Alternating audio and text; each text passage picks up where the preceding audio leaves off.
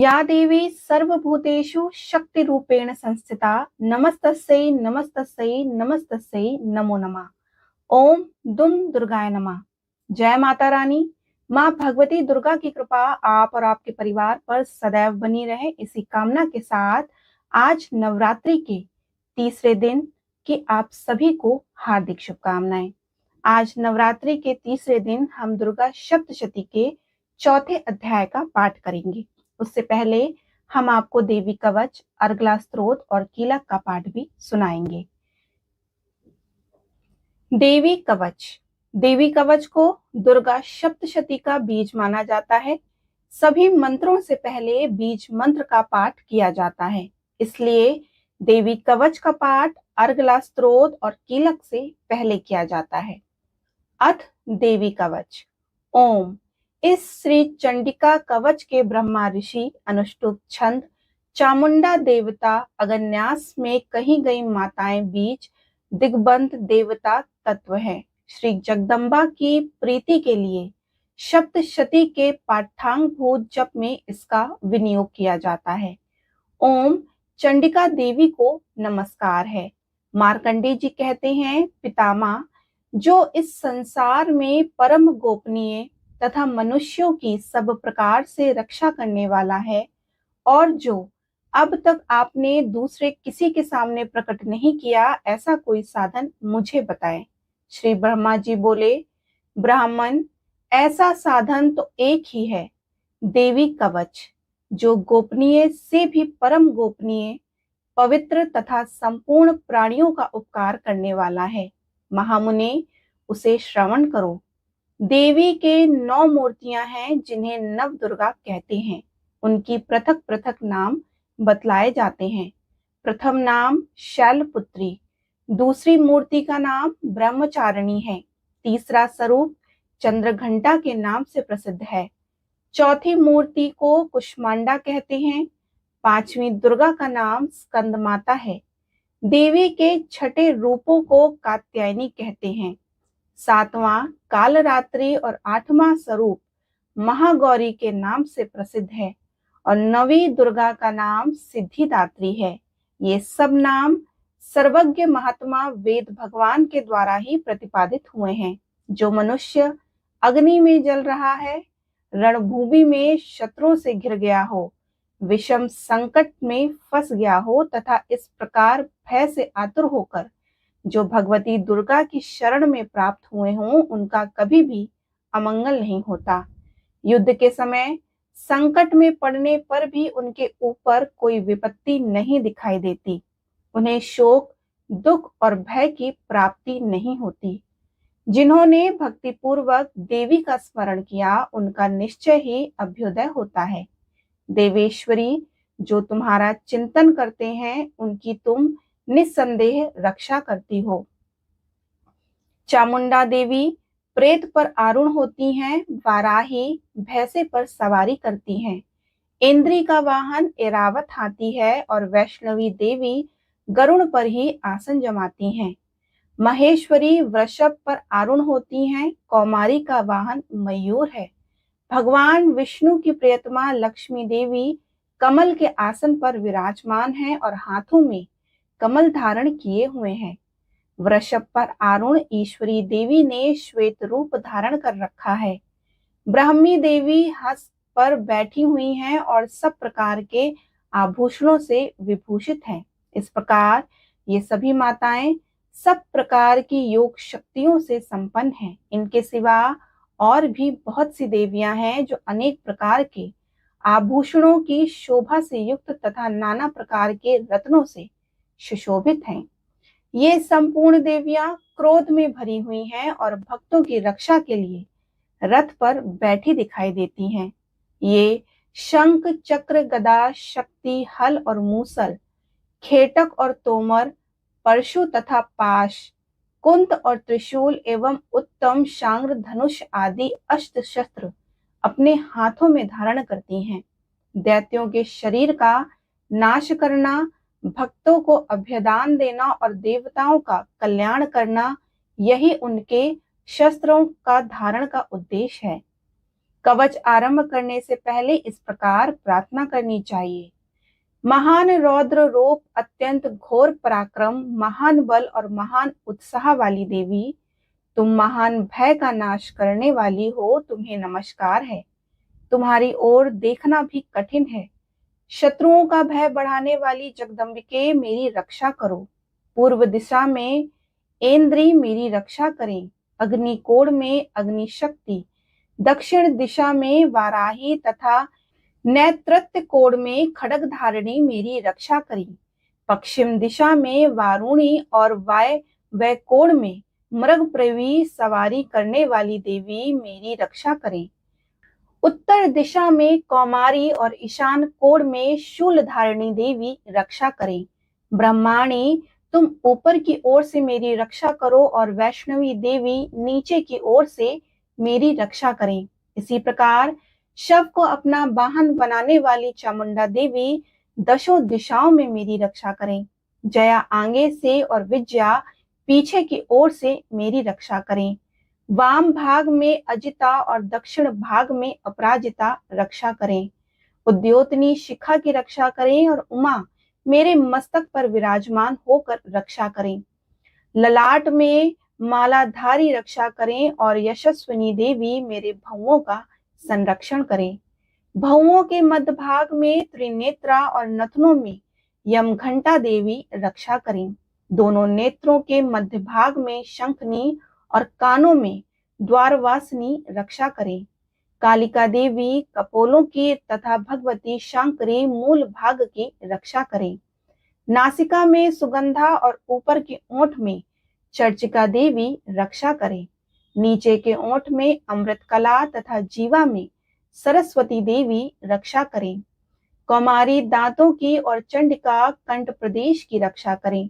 चंद्र घट्टा गले की घंटी और महामाया तालू में रहकर रक्षा करें। कामाक्षी थोड़ी की और सर्वमंगला मेरी वाणी की रक्षा करें। भद्रकाली ग्रीवा में और धनुर्धरी पृष्ठ वंश में रहकर रक्षा करें। कंठ के बाहरी भाग में नीलग्रीवा और कंठ की नली में नलकुबरी रक्षा करें। दोनों कंधों में खडंगनी और मेरी दोनों भुजाओं में व्रजधारणी रक्षा करें। दोनों हाथों में दंडनी और अंगुलियों में अंबिका रक्षा करें। शूलेश्वरी नखों की रक्षा करें और कुलेश्वरी पेट में रहकर रक्षा करें। महादेवी दोनों स्तनों की और शोक विनाशिनी देवी मन की रक्षा करें। ललिता देवी हृदय में और शूल धारिणी उदर में रहकर रक्षा करें। नाभि में कामनी और गुआ भाग में गुद्देश्वरी रक्षा करें। पूतना और कामिका लिंग की और महिष वाहिनी गुदा की रक्षा करें। भगवती कटी भाग में और विंध्यवासिनी घुटनों की रक्षा करें। संपूर्ण कामनाओं को देने वाली महाबला देवी दोनों पिंडलियों की रक्षा करें। नारसिंही दोनों घुटियों की रक्षा करें और तेजस्वी देवी दोनों चरणों के पृष्ठभाग की रक्षा करें। श्री देवी पैरों की उंगलियों में और तलवासिनी पैरों के तलुओं में रहकर रक्षा करें। अपनी दाढ़ों में भरकर भयंकर दिखाई देने वाली दृष्टा कराली देवी नखों की और उधर्व केशनी देवी मेरे केशों की रक्षा करें। रोम वालियों में छिद्रों में और कौबेरी और त्वचा की वागेश्वरी देवी रक्षा करें। पार्वती देवी रक्त मंजा वसा मांस हड्डी और मेद की रक्षा करें। आंतों की कालरात्रि और पित्त में कुटेश्वरी देवी रक्षा करें। मूलधार आदि कमल केशों में पद्मावती देवी और कफ में चूड़ामणि देवी स्थित होकर रक्षा करें। नख के तेज में ज्वालामुखी रक्षा करें, जिसका किसी भी अस्त्र से भेदन नहीं हो सकता। वह अभेदा देवी शरीर की समस्त संधियों में रहकर रक्षा करें। ब्रह्माणी आप मेरे वीर की रक्षा करें। छत्तेश्वरी छाया की तथा धर्म धारणी देवी मेरे अहंकार मन और बुद्धि की रक्षा करें। हाथ में व्रज धारण करने वाली व्रजहस्ता देवी मेरे प्राण अपान व्यान उदान और समान वायु की रक्षा करें। कल्याण से सुशोभित होने वाली भगवती कल्याण शोभना मेरे प्राण की रक्षा करें। रस रूप गंध शब्द और स्पर्श इन विषयों का अनुभव करते समय योगिनी देवी रक्षा करें तथा सत्व गुण रजोगुण और तमोगुण की रक्षा सदा नारायणी देवी करें। वाराही आयु की रक्षा करें, वैष्णवी धर्म की रक्षा करें तथा चक्राणी चक्र धारण करने वाली देवी यश, कीर्ति, लक्ष्मी, धन तथा विद्या की रक्षा करें। इंद्राणी आप मेरे गोत्र की रक्षा करें। चंडिके तुम मेरे पशुओं की रक्षा करो। महालक्ष्मी पुत्रों की रक्षा करें और भैरवी पत्नी की रक्षा करें। मेरे पथ की सुपदा तथा मार्ग की क्षेम करी रक्षा करें। राजा के दरबार में महालक्ष्मी रक्षा करें तथा सब ओर व्याप्त रहने वाली विद्या देवी संपूर्ण भयों से मेरी रक्षा करें। देवी जो स्थान कवच में नहीं कहा गया अतएव रक्षा से रहित है, वह सब तुम्हारे द्वारा सुरक्षित हो, क्योंकि तुम विजयशालिनी पापनाशिनी हो। यदि अपने शरीर का भला चाहे तो मनुष्य बिना कवच के कहीं भी एक पग भी ना जाए। कवच का पाठ करके ही यात्रा करें और कवच के द्वारा सब ओर से सुरक्षित मनुष्य जहां जहां भी जाता है वहां वहां उसे धन का लाभ होता है तथा संपूर्ण कामनाओं की सिद्धि करने वाली विजय की प्राप्ति होती है। वह जिस जिस अभिष्ट वस्तु का चिंतन करता है उसको निश्चित ही प्राप्त कर लेता है। वह पुरुष इस पृथ्वी पर तुलना रहित महान ऐश्वर्य का भागी होता है।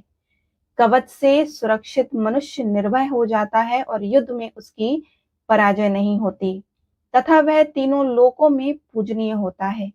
देवी का यह कवच देवताओं के लिए भी दुर्लभ है। जो प्रतिदिन नियम पूर्वक तीनों संध्याओं के समय श्रद्धा के साथ इसका पाठ करता है उसे देवी कला प्राप्त होती है तथा वह तीनों लोकों में कहीं भी पराजित नहीं होता। इतना ही नहीं, वह अपमृत्यु से रहित हो 100 से भी अधिक वर्षों तक जीवित रहता है।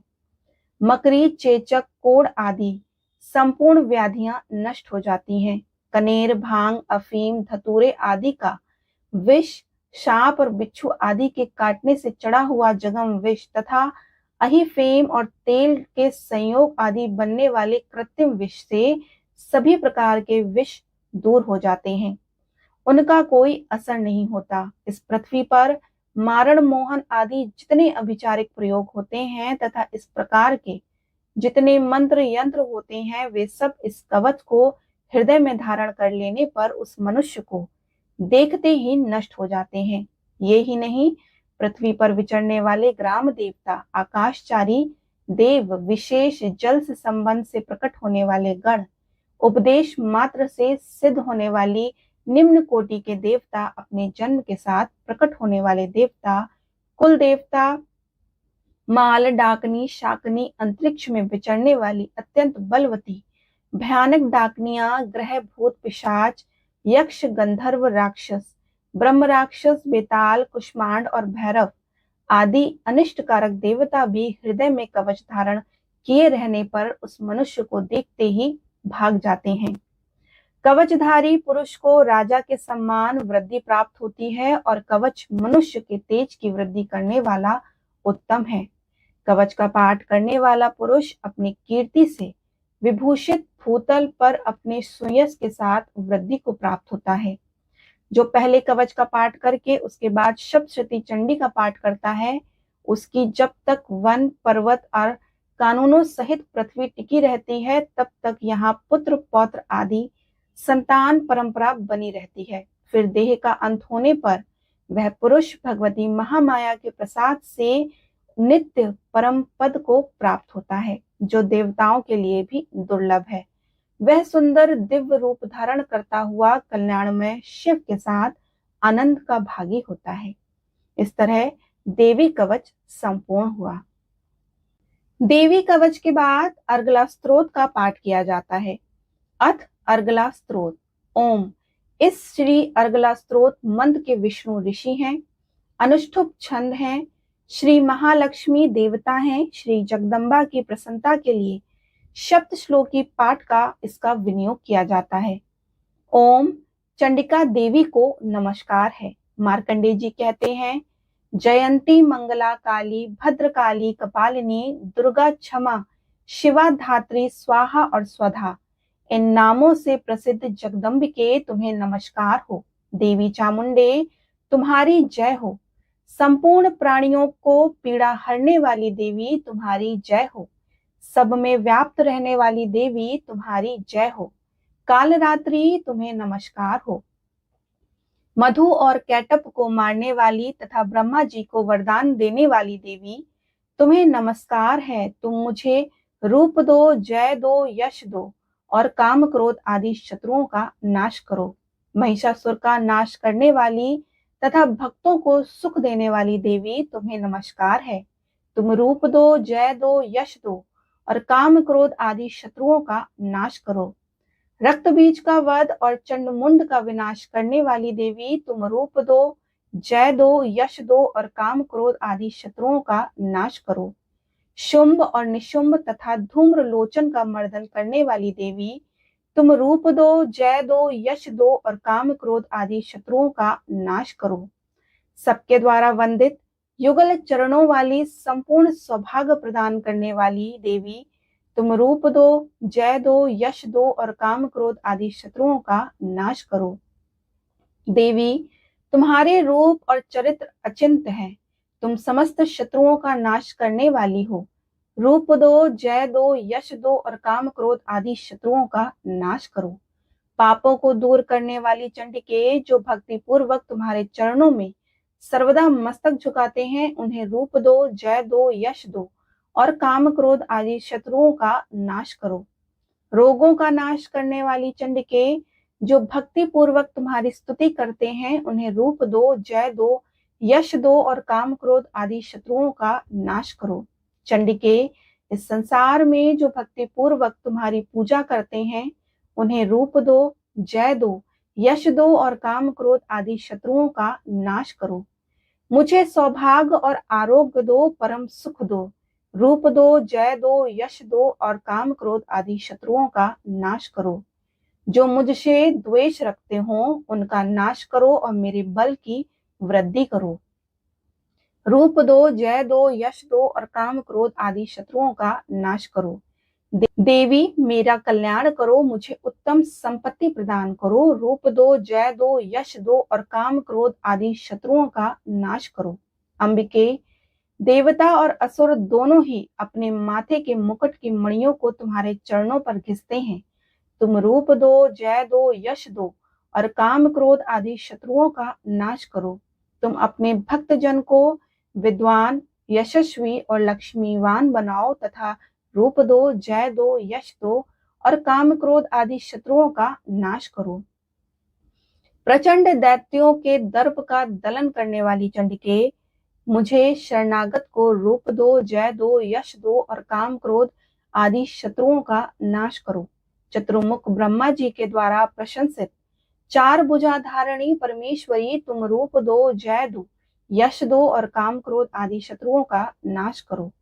देवी अंबिके, भगवान विष्णु नित्य निरंतर भक्ति पूर्वक तुम्हारी स्तुति करते रहते हैं। तुम रूप दो, जय दो, यश दो और काम क्रोध आदि शत्रुओं का नाश करो। हिमालय कन्या पार्वती के पति महादेव जी के द्वारा प्रशंसित होने वाली परमेश्वरी, तुम रूप दो, जय दो, यश दो और काम क्रोध आदि शत्रुओं का नाश करो। सचिपति इंद्र के द्वारा सद्भाव से पूजित होने वाली परमेश्वरी, तुम रूप दो, जय दो, यश दो और काम क्रोध आदि शत्रुओं का नाश करो। प्रचंड भुज दंडों वाले दैत्यों का घमंड चूर करने वाली देवी, तुम रूप दो, जय दो, यश दो और काम क्रोध आदि शत्रुओं का नाश करो।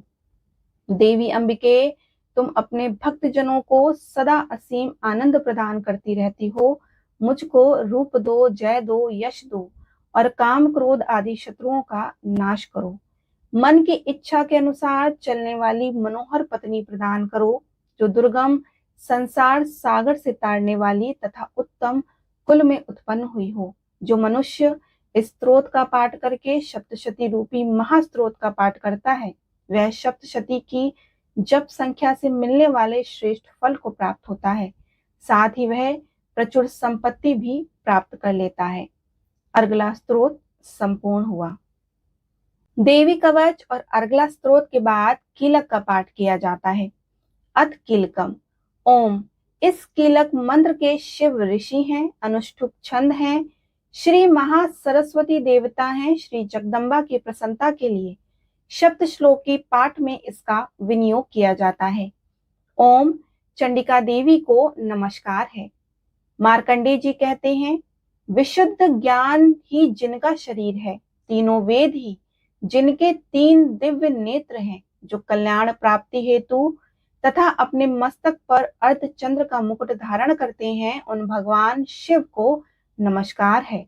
मंत्रों का जो भी अभिकीलक है, अर्थात मंत्रों की सिद्धि में विघ्न उपस्थित करने वाले शाप रूपी कीलक का जो निवारण करने वाला है, उस सप्तशती स्तोत्र को संपूर्ण रूप से जानना चाहिए। यद्यपि सप्तशती के अतिरिक्त अन्य मंत्रों के जप में भी जो निरंतर लगा रहता है, वह भी कल्याण का भागी होता है। उसके भी उच्चाटन आदि कर्म सिद्ध होते हैं तथा उसे भी समस्त दुर्लभ वस्तुओं की प्राप्ति हो जाती है। तथापि जो अन्य मंत्रों का जप ना करके केवल इस सप्तशती नामक स्त्रोत से ही देवी की स्तुति करते हैं, उन्हें स्तुति मात्र से ही सच्चिदानंद स्वरूपिणी देवी सिद्ध हो जाती हैं। उन्हें अपने कार्य की सिद्धि के लिए मंत्र, औषधि तथा अन्य किसी साधन के उपयोग की आवश्यकता नहीं रहती। बिना जाप के ही उनके उच्चाटन आदि समस्त अभिचारिक कर्म सिद्ध हो जाते हैं। इतना ही नहीं, उनकी संपूर्ण अभिष्ट वस्तुएं भी सिद्ध होती हैं। लोगों के मन में यह शंका थी कि जब केवल सप्तशती की उपासना से अथवा सप्तशती को छोड़कर अन्य मंत्रों की उपासना से भी समान रूप से सब कार्य सिद्ध होते हैं, तब इनमें श्रेष्ठ कौन सा साधन है। लोगों की इस शंका को सामने रखकर भगवान शंकर ने अपने पास आए हुए जिज्ञासुओं को समझाया कि यह सप्तशती नामक संपूर्ण स्त्रोत ही सर्वश्रेष्ठ एवं कल्याणमय है। तदंतर भगवती चंडिका के सप्तशती नामक स्त्रोत को महादेव जी ने गुप्त कर दिया। सप्तशती के पाठ से जो पुण्य प्राप्त होता है, उसकी कभी भी समाप्ति नहीं होती, किंतु अन्य मंत्रों के जप जन्म पुण्य की समाप्ति हो जाती है। अतः भगवान शिव ने अन्य मंत्रों की अपेक्षा जो सप्तशती की ही श्रेष्ठता का निर्णय है, उसे यथार्थ ही जानना चाहिए। अन्य मंत्रों का जप करने वाला पुरुष भी यदि सप्तशती के स्त्रोत और जप का अनुष्ठान कर ले, तो वह भी पूर्ण रूप से ही कल्याण का भागी हो जाता है। इनमें तनिक भी संदेह नहीं है। जो साधक कृष्ण पक्ष की चतुर्दशी अथवा अष्टमी को एकाग्रचित्त होकर भगवती की सेवा में अपना सर्वस्व समर्पित कर देता है और फिर उसे प्रसाद रूप में ग्रहण करता है, उसी पर भगवती प्रसन्न होती हैं, अन्यथा उनकी प्रसन्नता प्राप्त नहीं होती। इस प्रकार सिद्धि के प्रतिबंधन रूप कील के द्वारा महादेव जी ने इस स्त्रोत को कीलित कर रखा है। जो पूर्वोक्त रीति से निष्कीलन करके इस सप्तशती स्त्रोत का प्रतिदिन स्पष्ट उच्चारण पूर्वक पाठ करता है, वह मनुष्य सिद्ध हो जाता है, वह देवी का पार्षद होता है और वही गंधर्व भी होता है। सर्वत्र विचरते रहने पर इस संसार में उसे कहीं भी भय नहीं होता और वह अपमृत्यु के वश में नहीं पड़ता तथा देह त्यागने के अनंतर मोक्ष प्राप्त कर लेता है।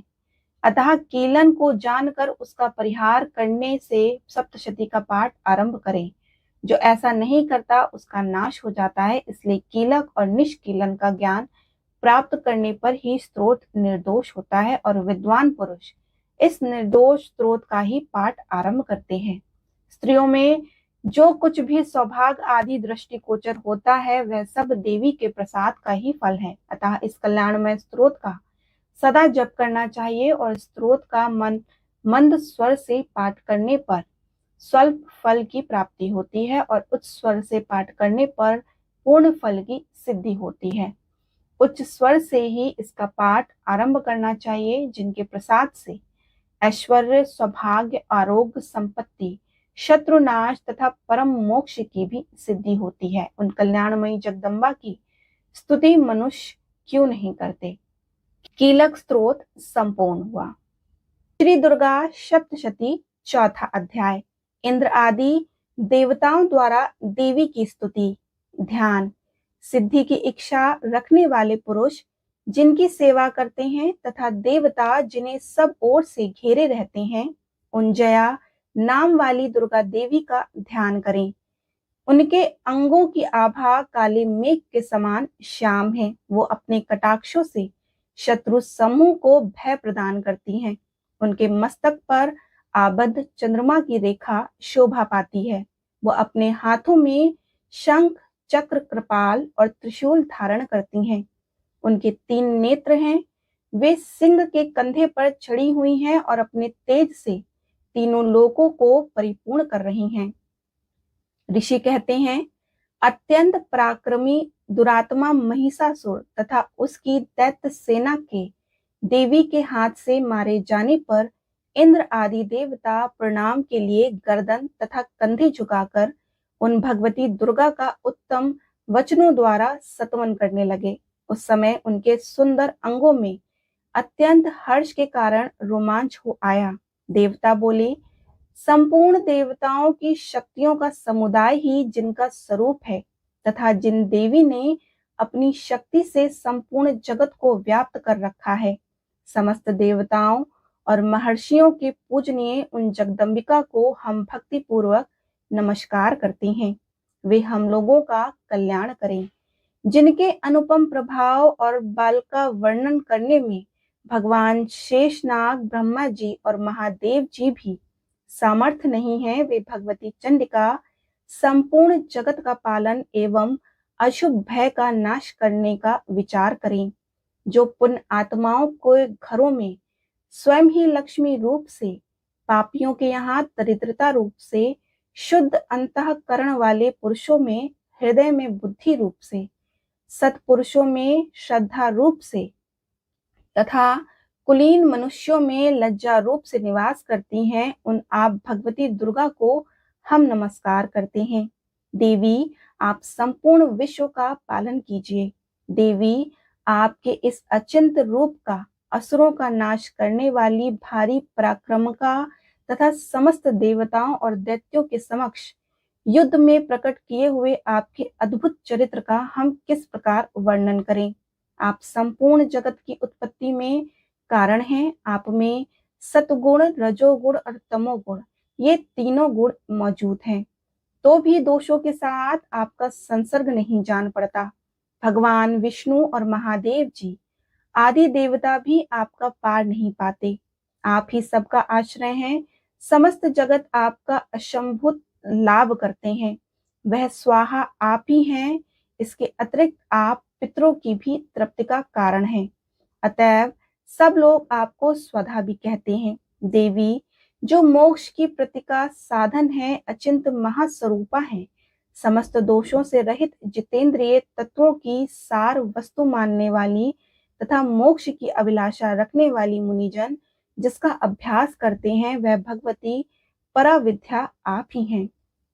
आप शब्द रूपा अत्यंत निर्मल ऋग्वेद, यजुर्वेद तथा मनोहर पदों से पाठ से युक्त सामवेद का भी आधार आप ही हैं।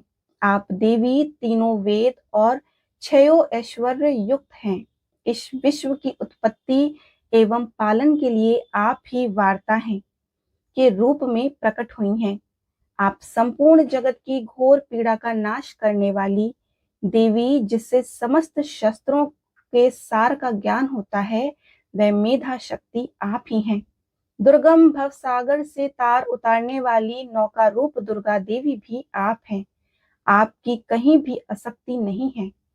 कैटभ के शत्रु भगवान विष्णु के वक्षस्थल में एकमात्र निवास करने वाली भगवती लक्ष्मी तथा भगवान चंद्रशेखर द्वारा सम्मानित गौरी देवी भी आप ही हैं।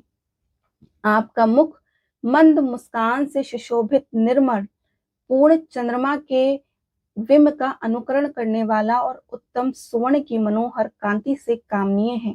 तो भी उसे देखकर महिषासुर को क्रोध हुआ और सहसा अपने उस पर प्रहार कर दिया। यह बड़े आश्चर्य की बात है। देवी, वही मुख जब क्रोध से युक्त होने पर उदय काल के चंद्रमा की भांति लाल और तनी हुई भौओं के कारण विकराल हो उठा, तब उसे देखकर जो महिषासुर प्राण तुरंत नहीं निकल गए, यह उससे भी बढ़कर आश्चर्य की बात है। क्योंकि क्रोध में भरे हुए यमराज को देखकर भला कौन जीवित रह सकता है। देवी, आप प्रसन्न हो परमात्मा स्वरूपा आपके प्रसन्न होने पर जगत का अभ्युदय होता है और क्रोध में भर जाने पर आप तत्काल ही कितने कुलों का सर्वनाश कर डालती हैं। यह बात अभी अनुभव में आई है, क्योंकि महिषासुर की यह विशाल सेना क्षण भर में आपके कोप से नष्ट हो गई। सदा अभ्युदान प्रदान करने वाली आप जिन पर प्रसन्न रहती हैं, वे ही देश में सम्मानित हैं। उन्हीं को धन और यश की प्राप्ति होती है। उन्हीं का धर्म भी स्थिर नहीं होता तथा वे ही अपने हष्ट पुष्ट स्त्री पुत्र और भ्रातृयों के साथ धन्य माने जाते हैं। देवी, आपको ही कृपा से पुण्यात्मा पुरुष प्रतिदिन अत्यंत श्रद्धा पूर्वक सदा सब प्रकार से धर्मानुकूल कर्म करता है और उसके प्रभाव से स्वर्गलोक में जाता है। इसलिए आप तीनों लोकों में निश्चय ही मनोवांछित फल देने वाली हैं। माँ दुर्गा, आप स्मरण करने पर सब प्राणियों का भय हर लेती हैं और स्वस्थ पुरुषों द्वारा चिंतन करने पर उन्हें परम कल्याणमयी बुद्धि प्रदान करती हैं। दुख, दरिद्रता और भय हरने वाली देवी, आपके सिवा दूसरी कौन है, जिसका चित्त सबका उपकार करने के लिए सदा ही दरियार्द रहता है। देवी, इन राक्षसों के मारने से संसार को सुख मिले तथा ये राक्षस चिरकाल तक नरक में रहने के लिए भले ही पाप करते रहे हों, इस समय संग्राम में मृत्यु को प्राप्त होकर स्वर्गलोक में जाएं। निश्चय ही यह सोचकर आप शत्रुओं का वध करती हैं। आप शत्रुओं पर शास्त्रों द्वारा प्रहार क्यों करती हैं? समस्त असुरों की दृष्टिपात मात्र से ही भस्म क्यों नहीं कर देती? इसमें भी एक रहस्य है। ये शत्रु भी हमारे शस्त्रों से पवित्र होकर उत्तम लोकों में जाएं, इस प्रकार उनके प्रति भी आपका विचार अत्यंत उत्तम है। खड्ग के तेज भयंकर दीप्ति से तथा आपके त्रिशूल के अग्रभाग की घनीभूत प्रहार से चौंधिया कर जो असुरों की आंखें फूट नहीं गईं, उसमें कारण यही था कि वे मनोहर रश्मियों से युक्त चंद्रमा के समान आनंद प्रदान करने वाले आपके इस सुंदर मुख का दर्शन करते थे। देवी, आपका शील दुराचारियों के बुरे बर्ताव को दूर करने वाला है, साथ ही यह रूप ऐसा है जो कभी चिंतन में भी नहीं आ सकता और जिसकी कभी दूसरों से तुलना भी नहीं की जा सकती, तथा आपका बल और पराक्रम तो उन दैत्यों का भी नाश करने वाला है जो कभी देवताओं के पराक्रम को भी नष्ट कर चुके थे। इस प्रकार आपने शत्रुओं पर भी अपनी दया ही प्रकट की है। वरदायिनी देवी, आपके इस पराक्रमी किसके साथ तुलना हो सकती है? शत्रुओं का भय देने वाले एवं अत्यंत मनोहर ऐसा रूप भी आपके सिवा और कहां? हृदय में कृपा और युद्ध में निष्ठुर था। ये दोनों बातें तीनों लोकों के भीतर केवल आप में ही दिखी हैं। माता, आपने शत्रुओं का नाश करके इस समस्त त्रिलोक की रक्षा की है। उन शत्रुओं की भी युद्ध में भूमि में मारकर स्वर्ग लोक में पहुंचाया है तथा उन्मत्त दैत्यों से प्राप्त होने वाले हम लोगों के भय को भी दूर कर दिया है। आपको हमारा नमस्कार है। देवी, आप शूल से हमारी रक्षा करें। अंबिका, आप खड्ग से हमारी रक्षा करें। घंटा की ध्वनि से, धनुष की टंकार से भी हम लोगों की रक्षा करें। चंडिके, पूर्व, पश्चिम और दक्षिण दिशा में आप हमारी रक्षा करें तथा ईश्वरी, आपने त्रिशूल को घुमाकर आप उत्तर दिशा में भी हमारी रक्षा करें। तीनों लोकों में आपके जो परम सुंदर एवं अत्यंत भयंकर रूप विचरते हैं, उनके द्वारा भी आप हमारी रक्षा करें। इस भूलोक की रक्षा करें। अंबिके, आपके कर पल्लवों से शोभा पाने वाले खड्ग, शूल और गदा आदि जो जो अस्त्र हैं, उन सब के द्वारा आप सब ओर से हम लोगों की रक्षा करें। ऋषि कहते हैं, इस प्रकार जब देवताओं ने जगन्माता दुर्गा की स्तुति की तो नंद वन के दिव्य पुष्प एवं गंध चंदन आदि द्वारा उनका पूजन किया। फिर सबने मिलकर जब भक्तिपूर्वक दिव्य धूपों की सुगंध निवेदन की, तब देवी ने प्रसन्न वंदन होकर प्रणाम करते हुए सब देवताओं से कहा। देवी बोली, देवताओं, तुम सब लोग मुझसे जिस वस्तु की अभिलाषा रखते हो उसे मांगो। देवता बोले कि भगवती, हमारी सब इच्छा पूर्ण कर दी, अब कुछ भी बाकी नहीं है। क्योंकि हमारा यह शत्रु महिषासुर मारा गया महेश्वरी। इतने पर भी यदि आप हमें और वर देना चाहती हैं तो जब जब आपका स्मरण करें तब तब आप दर्शन देकर हम लोगों के महान संकट दूर कर दिया करें तथा प्रसन्न मुखी अंबिके जो मनुष्य इन स्त्रोतों द्वारा आपकी स्तुति करे उसे वित्त समृद्धि और वैभव देने के साथ ही उसके धन और स्त्री आदि संपत्तियों को भी बढ़ाने के लिए आप सदा हम पर प्रसन्न रहें। ऋषि कहते हैं कि राजन, देवताओं ने जब अपने तथा जगत के कल्याण के लिए भद्रकाली देवी को इस प्रकार प्रसन्न किया तो वे तथा अस्तु कहकर वहीं अंतर्ध्यान हो गईं। भूपाल, इस प्रकार पूर्व काल तीनों लोकों का हित चाहने वाली देवी जिस प्रकार देवताओं के शरीर से प्रकट हुई थी वह सब कथा मैंने कह सुनाई। अब पुनः देवताओं का उपकार करने वाली वे देवी दुष्ट दैत्य तथा शुम्भ निशुम्भ वध करने एवं सब लोगों की रक्षा करने के लिए गौरी देवी के शरीर से जिस प्रकार प्रकट हुई थी वह सब प्रसंग मेरे मुंह से सुनो, मैं उसके तुमसे यथावत वर्णन करता हूँ। इस प्रकार श्री मार्कंडेय पुराण में सावर्णिक मनवंतर की कथा के अंतर्गत देवी महत्व में शुक्र आदि स्तुति नामक चौथा अध्याय पूर्ण हुआ। बोलो श्री भगवती देवी की जय। मां चंडिके देवी की जय।